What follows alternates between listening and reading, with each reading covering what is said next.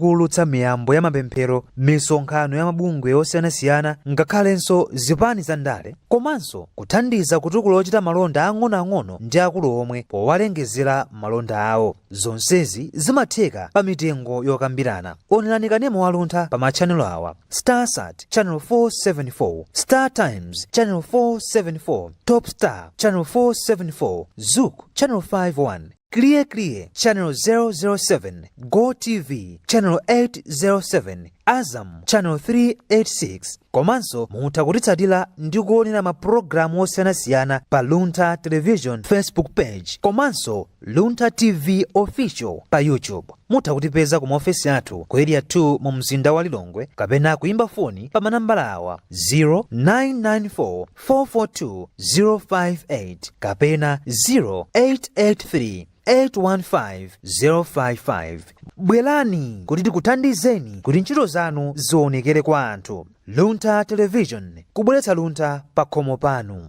The key to growth and development for every nation in the world is a better plan. Not just any plan, but a well-implemented one. And of course, development partners. Who are Malawi's development partners and what are they doing?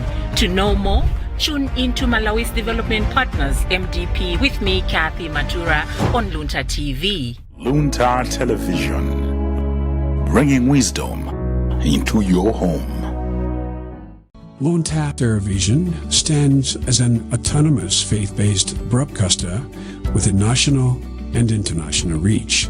Experience the difference with Luntha Television, where innovation meets experience. Our dedicated team, backed by cutting-edge technology, ensures seamless execution and unparalleled results. Luntha guarantees credibility and professionalism in all its endeavors and services. We offer, among this, production and broadcasting of jingles, music videos, narratives, documentaries, press services and programs, on occasion or outside, live broadcasting of mass and other church functions, government or NGO functions, and political rallies, creation and broadcasting of special programs, sponsored content, sports and entertainment, and advertising for small, medium, and large enterprises. All services are offered at competitive prices. Tune in daily to catch Luntha Television on Zuko on Channel 51, StarSat Channel 474,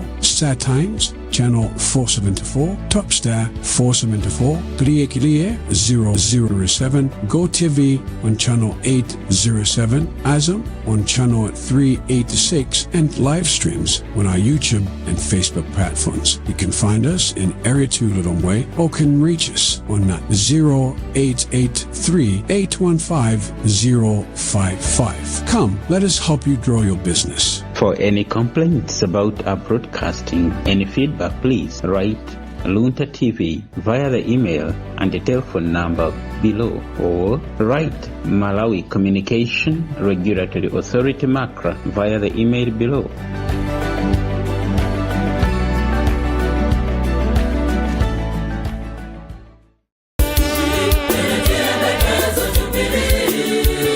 Mtsogoleri wa mpingo wa Katolika pa dziko lonse, Papa Francisco anakhazikitsa chaka cha 2025 kukhala chaka cha jubilii ya chiyembekezo. Ichi ndi chaka chimene akhristu akulimbikitsidwa kukhala ndi chiyembekezo cha zabwino mkatikati mwa zovuta zomwe akudutsamo, kukhala okhululukira ena ndi kuyanjana nawo, komanso kubwenzeretsa chikhulupiriro chawo mwa Mulungu.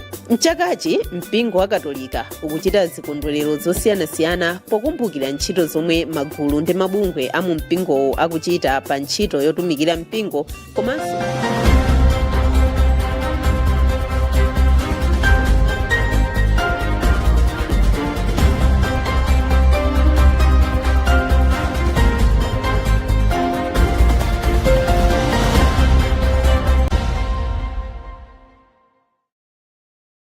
Glad to join our news bulletin right here on Luntha Television with me, Charity Chilanga. First, a look at the top stories.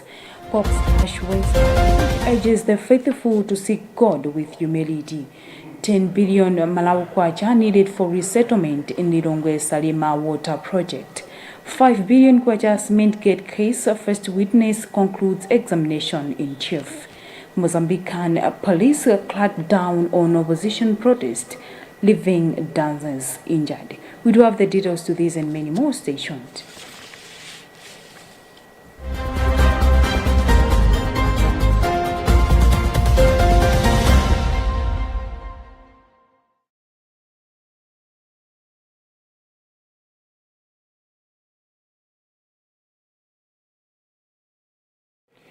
In his homily prepared for Ash Wednesday Mass, Pope Francis reflected on the significance of ashes in reminding the faithful of their human fragility and the hope that comes from their faith.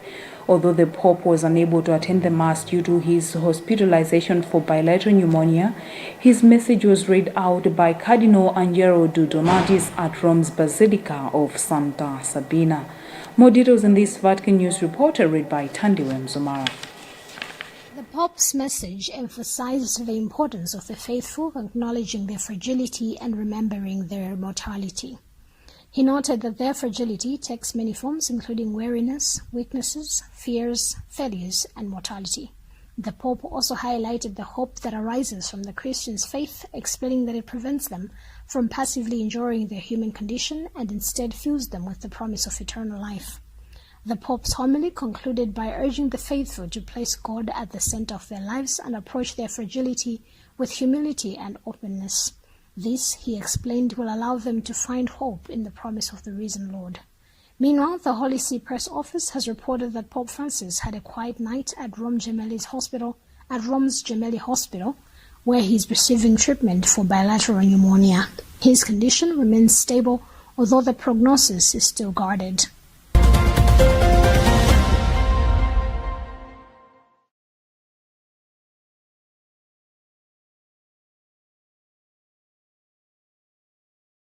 The age limit bill, which was shut down several times in the Malawi's Augusta House, continues to face criticism ahead of a possible tabling in the House next week, Thursday, during Private Members' Day. A group calling itself Citizens for Justice and Equity said it is set to submit a petition and propose the presidential age limit bill to Parliament on Friday. To surrender the issue of president to the retired people and only those who have already exhausted all the energies which they had. So we want to really limit the age to something like 80 years. To say, okay, when somebody is at 80, at least has managed to contribute greatly to the society. Asked the High Court to grant an injunction stopping the Speaker of the National Assembly from presiding over the debate of the bill. But in his ruling on Thursday last week, High Court Judge Justice Kenyatta Nyirenda said the case needed to be brought before court as a judicial review. In an interview on Thursday, presidential aspirant Ras David Chigomen Chira said the bill does not address any challenge as it only bars others from contesting on the presidency. 35 years also must be a starting point because a person can be mature at 21. That's why 21 years was put as an age for MPs or councillors. I don't see any problem with the age because I follow Rastafari, who is even to your majesty, who was a governor at the age of 40. Which means positions of leadership can be taken by anyone, regardless of his age. In a separate interview, leader of opposition in Parliament, George Chibonda, said the bill was political as it targets DPP presidential candidate Peter Mutharika. It is minimum wage, and there's no maximum age anybody can participate. And we know that it is you cannot bring a bill which you are targeting on a particular person. We know that the people are fearful in this country because of other people, because of Professor Arthur Peter Mutharika, who is going to start. And therefore, you have to start to introduce a bill which is targeting a particular individual. I think this country will not go anywhere. We will remain the most poorest country in the world. because of our priorities which are not right. The people who are presenting this, I think their mind is not working. UDF spokesperson Dyson Jankia said the party was yet to be consulted on the matter. MCP Secretary General Richard Chimwendo Banda has been quoted by local media as having said the party will not support the bill. A fourth spokesperson Namatula Rajab asked for more time before commenting on the matter, while UTM spokesperson Felix Njawala could not respond to our calls after several attempts. End report.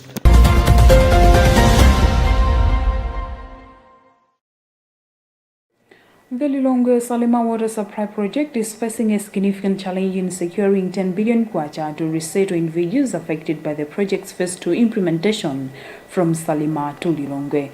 Valentine Kauba, Chief Executive Officer of the Lilongwe Salima Water Supply Company, revealed this crucial funding need during a meeting with the Parliamentary Committee on Natural Resources.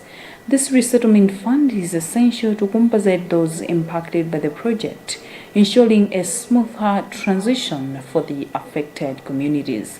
Rashida Matandika with the details.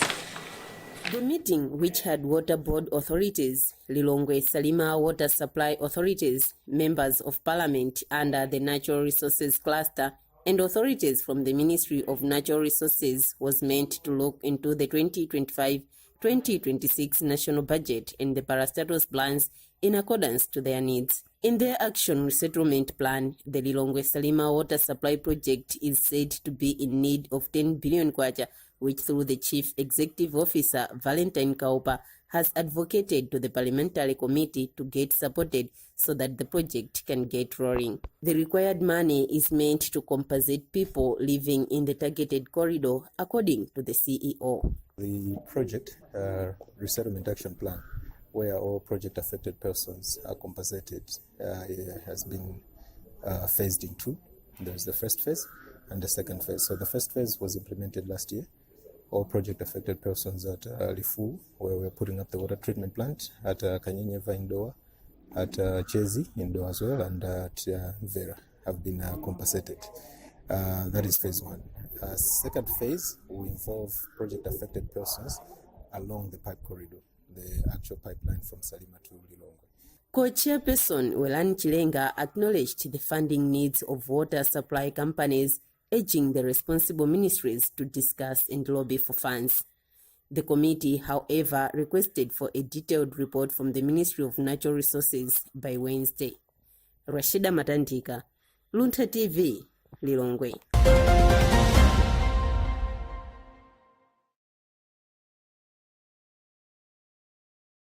Malawi's healthcare workers are eagerly awaiting the government's decision on whether to include their allowances in the 2025-2026 national budget.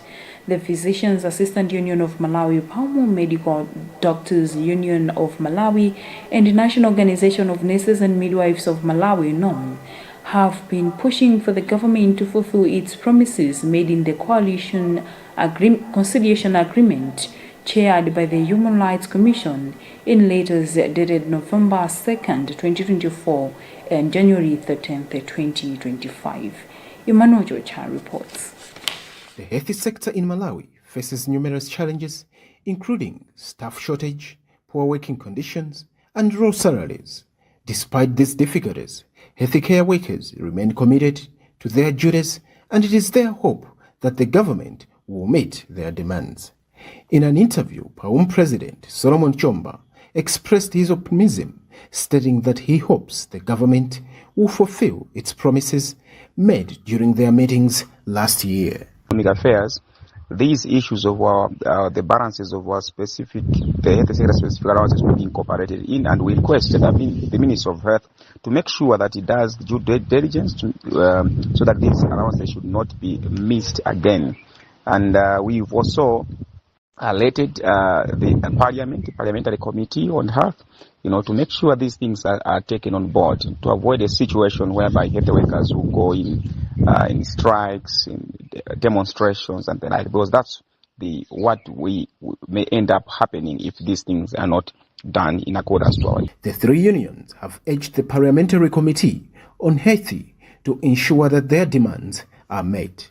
They have also warned that they will not accept any compromises outside of what they agreed upon. This stand underscores the health care workers' determination to have their voices heard and their demands met. For Luntha News, this is Emmanuel Chuocha.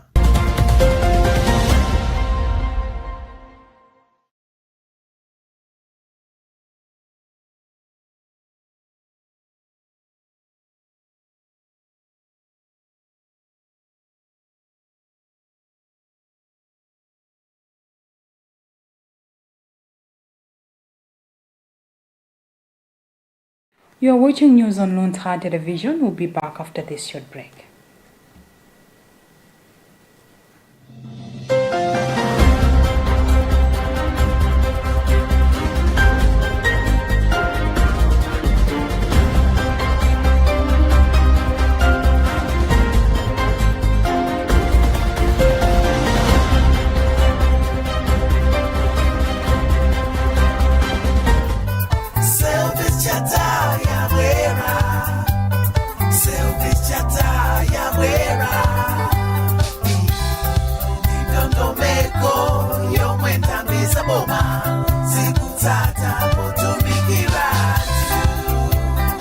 Service Charter ndi ndondomeko yomwe nthambi za boma zikugwiritsa ntchito potumikira anthu ndi cholinga chotukula ntchito za ulimi kuti alimi akhale ndi upangiri okwanira, za maphunziro kuti ophunzira alandire maphunziro oyenera, zosamalira chilengedwe kuti anthu apewe mchitidwe wodzetsa kusintha kwa nyengo, za umoyo kuti anthu alandire thandizo la kuchipatala moyenera komanso mu nthawi yache, za chitetezo kuti anthu athandizidwe ndi apolisi mopanda chinyengo, kusamalira ovutika kuti athe kudziyimira paokha ndi kutenga nawo mbali pa chitukuko, ndinso ntchito za madzi kuti anthu akhale ndi madzi aukhondo ndi kupewa matenda. Ndondomekoyi ithandiza kuonetsetsa kuti anthu akutumikiridwa mosapsinja maufulu awo kuti miyoyo yawo itukuke. Pitani kuti mukadziwe zambiri za mmene ndondomekozi zimagwirira ntchito.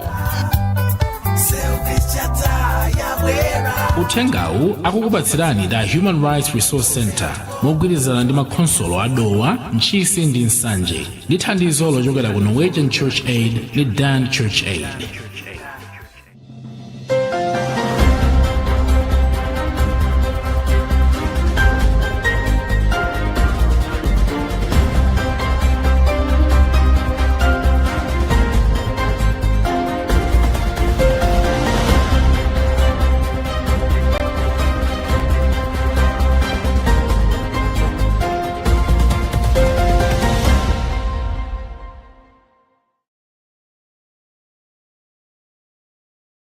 If you've just joined us, I know that you're watching news on Luntha Television. Now a reminder of the top stories.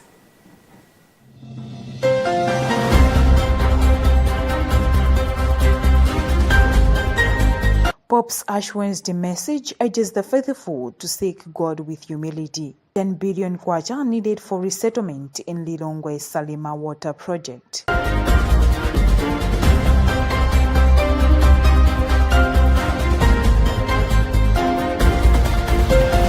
5 billion judgment get case first witness concludes examination in chief. And in international news, Mozambican police cracked down on opposition protest, leaving dozens injured.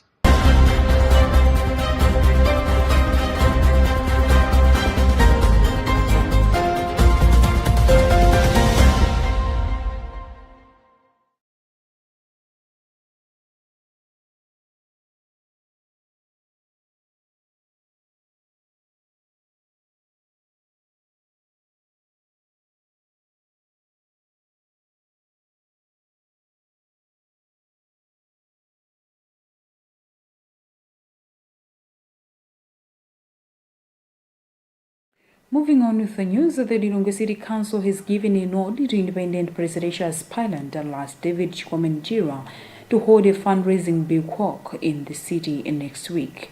Chira, an independent presidential candidate, is seeking to raise funds to cover the 10 million kwacha presidential nomination fee and support his campaign efforts. Initially, the Lilongwe City Council denied Chira permission to hold the big walk, prompting him to seek intervention from the Malawi Electoral Commission, MEC. Fales Chizombe reports. Following the request, the Council reversed its decision, granting Chirwa the necessary approval to proceed with the event. The event is scheduled to take place on March 11, 2025, starting at 9:30 a.m. from 6 Miles roundabout to Game Complex via Simama Hotel. A letter of approval we have seen signed by the Council's Chief Executive Officer Macraudi Kadamanja urges Chikomeni and his sympathizers to desist from putting on any party regalia during the event. In an interview on Thursday, Chirwa said he envisions to raise 200 million kwacha for the whole election process, but said the fundraising would stem at raising the initial 10 million kwacha registration fee. Right now, what I want is 10 million as nomination fees. And I want also to solicit the funds, the signatories in all 28 districts who also need some funding and campaign. The letter is asking for all those funds. So I will start with the nomination fee because it's a process. Election is a process. So the first process is the nomination process. Once I pass this stage, that means I will need money for campaign. So our target, or my target with my team, is 200 million Malawi kwacha for the whole exercise up to the election. Last Chikomeni was disqualified in the 2019 tripartite elections due to unmet requirements, including the payment of a 2 million kwacha nomination fee. Further, Chikomeni joined Tonse Alliance, which comprised of Malawi Congress Party and UTM with other 7 political parties. Last month, Chikomeni told Luntha Television that he will go into the 2025 elections solo. For Luntha News, this is Fales Chizombe.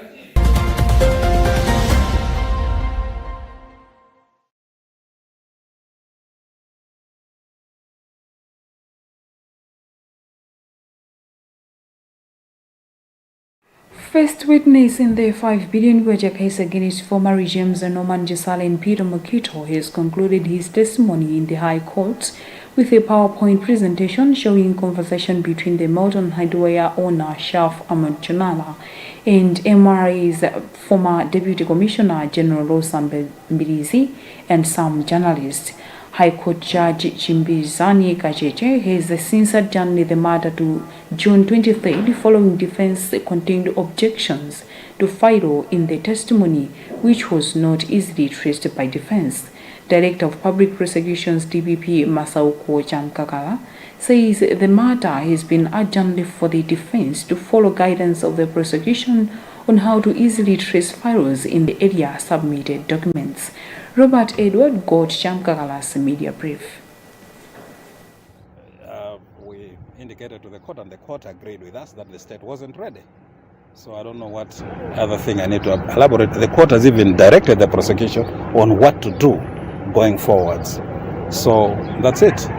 They were not ready. They were not ready. I don't think I can say much about that. In an interview with the DPP, he stated that you are making killing tactics with the case. What do you have to say? I've never had a joke. I mean, if the court has said defense, prosecution, you are not ready, and it has agreed with us, what delaying tactics are they talking about? Accused persons have a right to fair trial, and those rights must be meticulously protected, and the court has agreed. So what is the DPP saying? With the greatest respect, that is not a correct position here. We failed to proceed today not because of us, but because of their failure to organize themselves.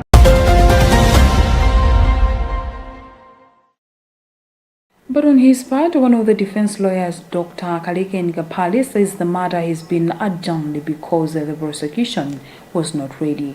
Here's part of what Dr. Kalike Ngapali had to say.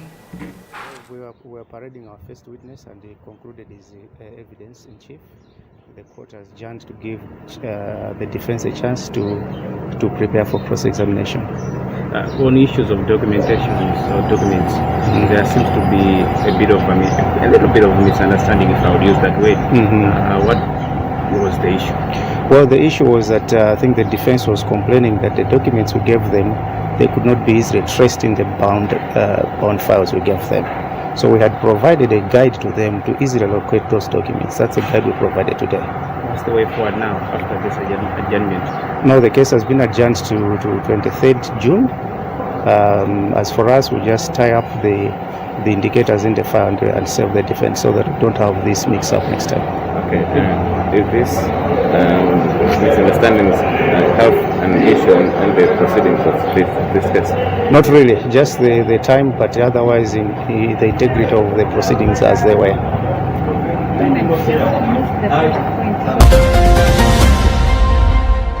The three were listed in 2021 for allegedly abusing former President Professor Peter Mutharika's taxpayer identification number TIPN to import cement worth $5 billion duty-free. The cement import was done through Melton Hardware.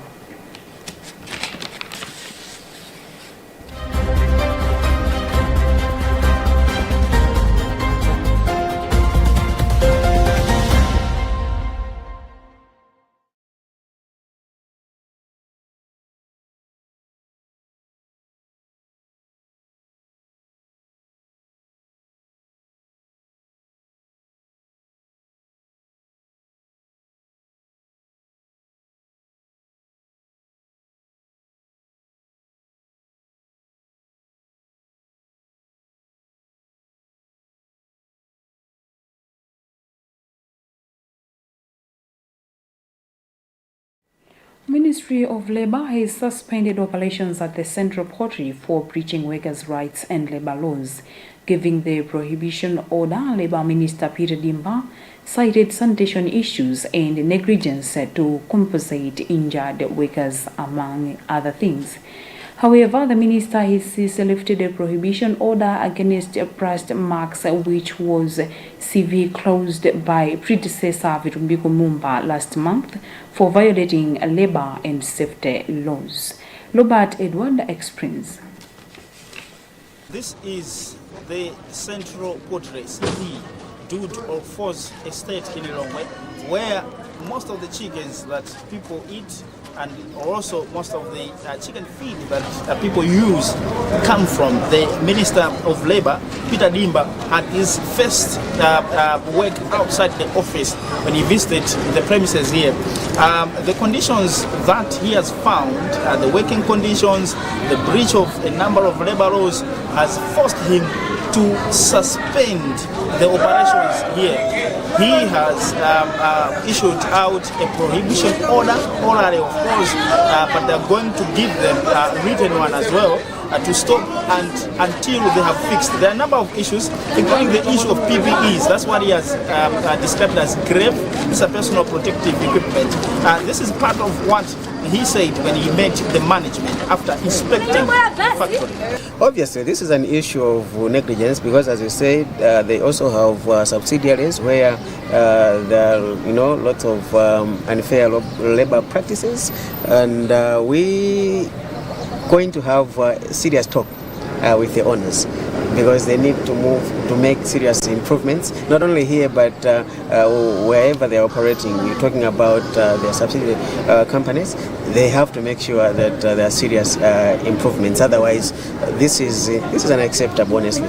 Now, this was not the first place. Before coming here, the minister also interfaced with the domestic workers and the shop workers who were recently conducting demonstrations in Lilongwe, and assured them that he's going to make sure that their conditions have been improved. But from what you're seeing in the pictures, this place where people do their manufacturing value chain, the production value chain of the chickens, is unbearable. When you go to the cold area, it's freezing in the cold. You can't imagine that people can be doing their job there without personal protective equipment. When you switch to the hot side, where they also do their production, it's too hot that people cannot survive, but they still work there. And their bosses, they have been told that their bosses do not care. Whenever they knock off very late, they do not give them the compensation whenever they face an injury when they are doing their work. These are some of the reasons that made the minister to close down. For Luntha, this is Robert Edward.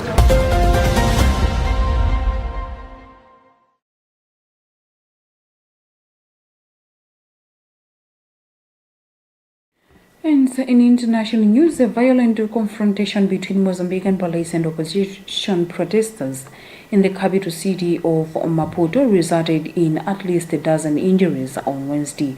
The protest, led by opposition leader Venancio Mondlane, was dispersed by police using live rounds, tear gas, and armored vehicles. More details in this BBC report read by Tandy Williams-Omara. Mondlane, the runner-up in last year's disputed presidential election, has been calling for protests against the government. However, he was excluded from talks leading up to a deal-signing ceremony aimed at ending months of protests over the disputed election. The police's use of force has been widely condemned, with Portugal, Mozambique's former colonial power, denouncing the unacceptable attack on Mondlane's convoy. The Portuguese Foreign Affairs Ministry has also offered condolences to the families of the victims. The incident has sparked concerns about the government's commitment to democratic principles and human rights. Since President Daniel Chapo took office in January, he has promised a broad political dialogue to address the country's post-election crisis. However, his decision to exclude Mondlane from the talks has been criticized by analysts. The protests in Mozambique have resulted in significant violence, with close to 400 people killed since October, according to civil society organizations. The international community is calling for restraint and respect for fundamental rights.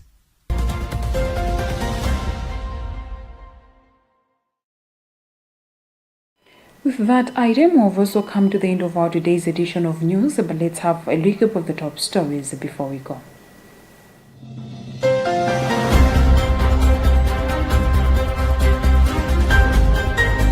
Pope's Ash Wednesday message urges the faithful to seek God with humility. 10 billion kwacha needed for resettlement in Lilongwe Salima Water Project.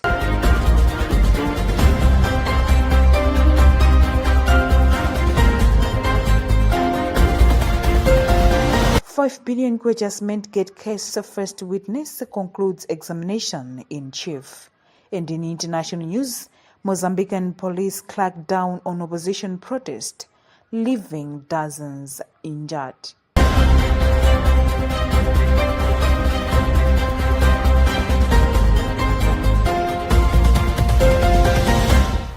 You've been with me, Charity Jilanga. Thanks so much for giving me company and continue enjoying the rest of our programs right here on Luntha TV. Goodbye.